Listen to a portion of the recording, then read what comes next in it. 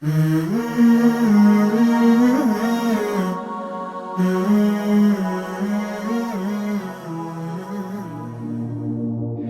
lihet Muhamedi sallallahu alaihi wasallam në këtë vend, që të përjeton edhe sprovën edhe më të ronë në vijim. Ngel dhe jeton me nonën e tij vetëm 2 vit. E merr nona e tij tek dajallarët e saj në Medinë, Muhammedin sallallahu alaihi wasallam, dhe duke u kthy pejgamberi Allahut bashkë me nonën e tij në moshën 6 vjeçar. Në moshën 6 vjeçar pejgamberi Allahut se muat nona e pejgamberit sallallahu alaihi wasallam në vendin e quajtur El Abwa dhe vdes dhe ndron jetë. Nona e pejgamberit sallallahu alaihi wasallam, që thot pejgamberi sallallahu alaihi wasallam, duke shku në hax, kërkoi leje nga Allahu azza wa jall që ta viziton varrin e nanës së tij.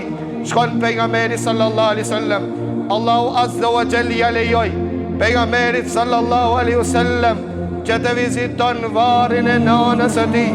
Qajti pejgamberi sallallahu alaihi wasallam derisa shokët e pejgamberit Allahu qajtën.